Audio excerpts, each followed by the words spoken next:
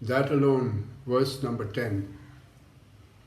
Who is sitting in the dark? Speak you. In this manner one speaks. Having heard this, you also to know ask him, and who are you?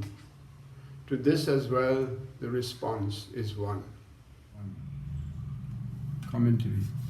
If you close your eyes and try to visualize your existence from inside, it is hard to decide where the boundaries and limitations of your body actually are. You can feel certain vague sensations here and there, but from inside, with your eyes closed, you cannot see where the outer periphery of the skull is. In fact, everything merges into a kind of total darkness.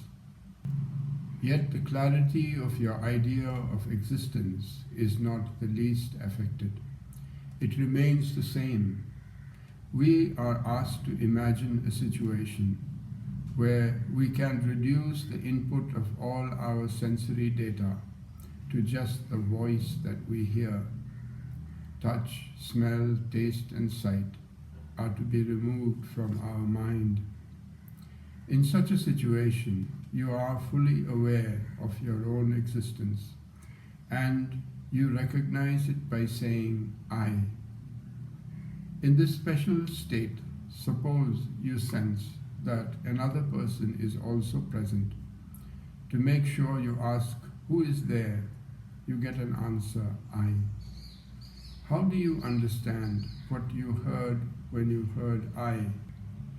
You understand it by turning to your own concept of I.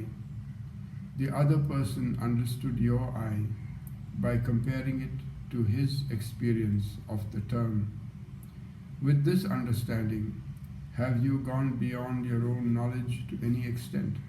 Not at all.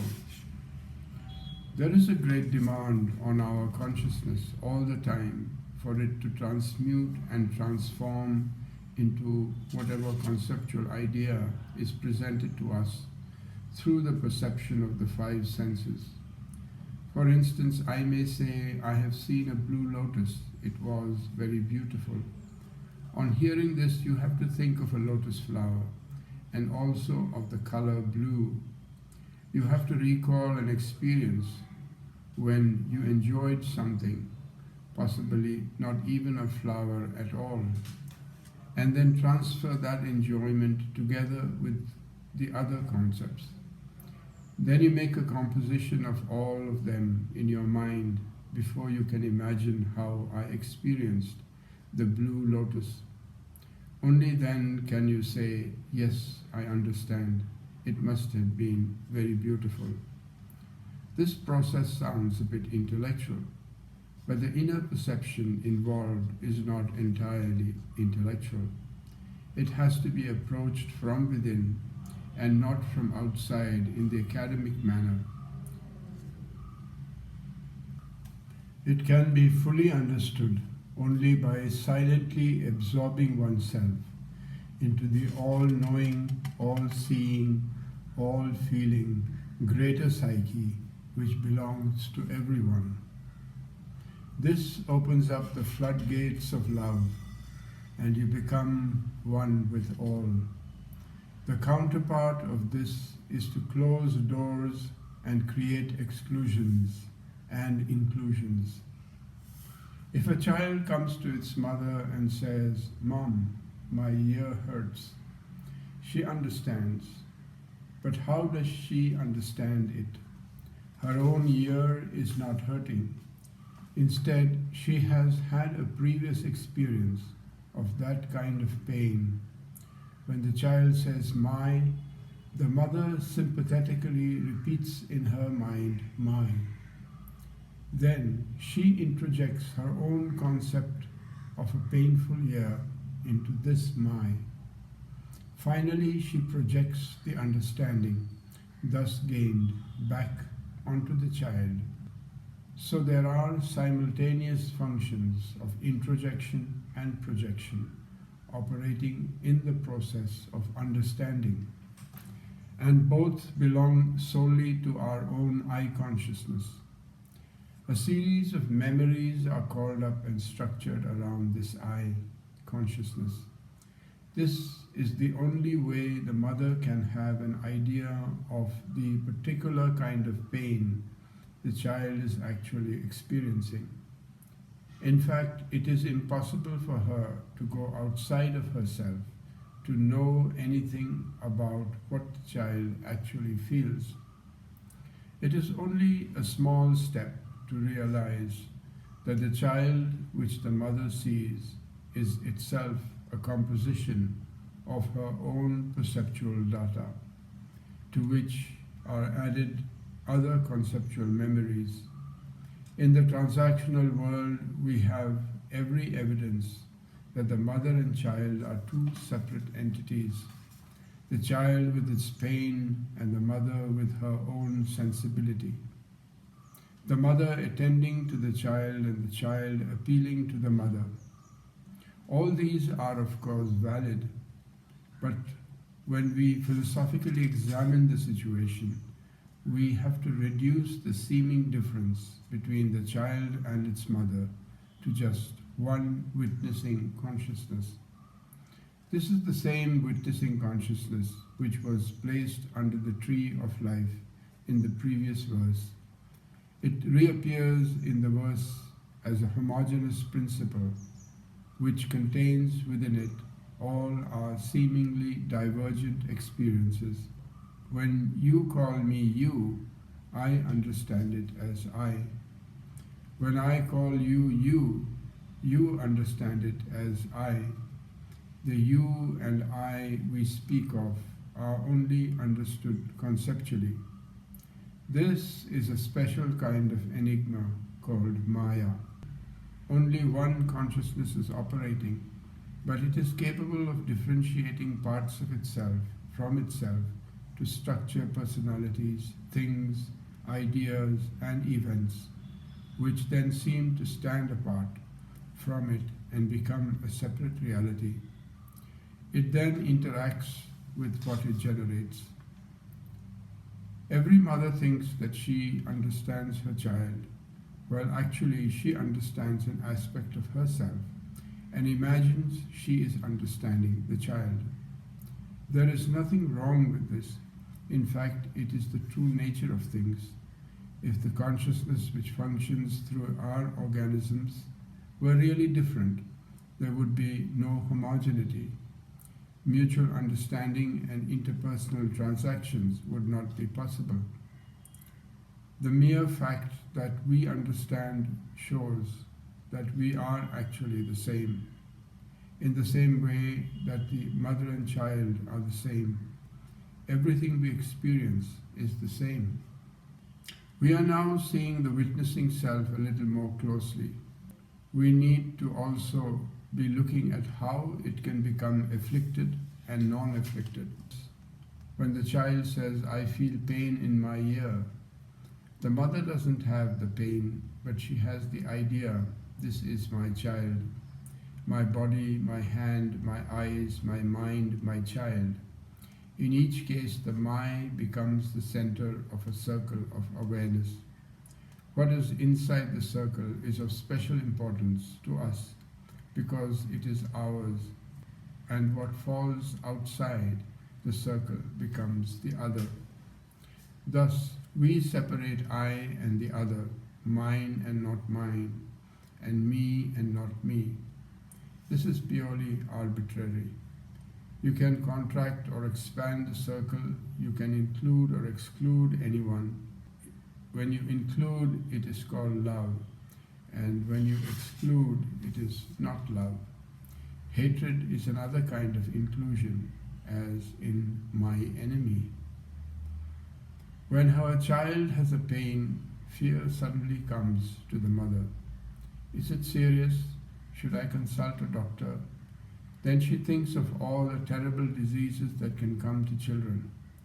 If she is fearful by nature, she may even become hysterical about it. But if she is calm, she will intuitively know the proper course of action to take. So, on one hand, our identity in consciousness can have the liberating effect of seeing oneself in all, knowing the witnessing consciousness as the same in all beings is an enlightening experience. But when we are obsessed with the circumlimitation of what is mine, we are heading for trouble. That attachment brings all the bondages which are described in the previous verse as the twofold creeper of external and internal ramifications. Externally, it may lead you to many actions which are not warranted, bringing unnecessary complications and even misery.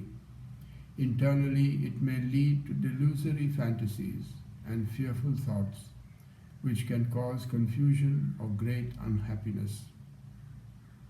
The Guru has now brought us to the very core of our consciousness, which can spread out in all dimensions and include everything in itself. We can see the whole of experience as an experience of total awareness, or we can have a highly colored experience of I consciousness, afflicted and affected, with all the seeming variegations of conceptual knowledge produced by perceptual data.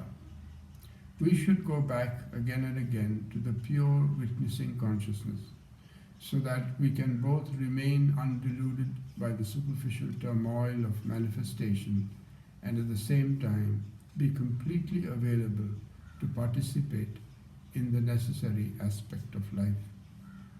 It is quite difficult to maintain a balance of these two reciprocal functions, witnessing and activity, to remain detached while at the same time all the data are coming to you through your senses and being processed. It is like being split inside, with one personality sitting quiet and another doing all the activity. Psychologists call this schizophrenia, a disease. For the Vedantin, it is not a disease, it is a very natural thing. We have to admit there is a twofold function in us. If we educate our psychologists a little better about the inner functionings of the psyche, at least they will no longer torture people by confirming them as schizophrenic patients. Later on we will go into this in greater depth, but for now we should not exceed the scope of the present verse. Narayana Guru had a sublime scheme in mind for Atmopadesa Satkam, which we want to adhere to as closely as possible. In the Ishavasya Upanishad, we are asked to become familiar with the secret of ignorance, where I consider you and I as two. We are also asked to become familiar with the secret of wisdom, that you and I are the same. If we do not know these secrets, we can be led into ridiculous situations. Unity of understanding does not mean you can jump out of the transactional world and become something else. The world does not evaporate away when you realize the one I that pervades everything.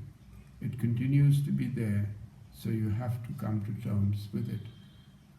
All the same, the truth is that there is no world other than the one you construct out of your own concepts. It is something like a novelist or a playwright who makes characters out of his own imagination and then discovers after a few chapters that he is bound by the limitations of his creations. He has become so committed to the characters that he can't make any changes. The members of the caste refuse to allow any enlargement or scope of vision by the author. It is his own creation, but the creator has become fully dominated by his creations.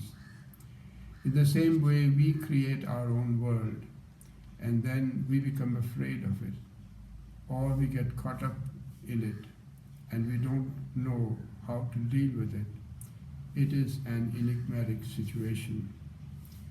The meditation that one should engage in with this verse is to see the oneness which you know through the witnessing consciousness, and also the curious way in which the world created by you makes things difficult for you.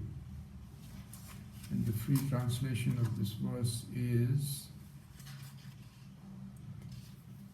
someone sitting in the dark asks another, "Who are you?" And the other, out of curiosity, asks in return, "And who are you?" The answer coming from both will be the same: it is I.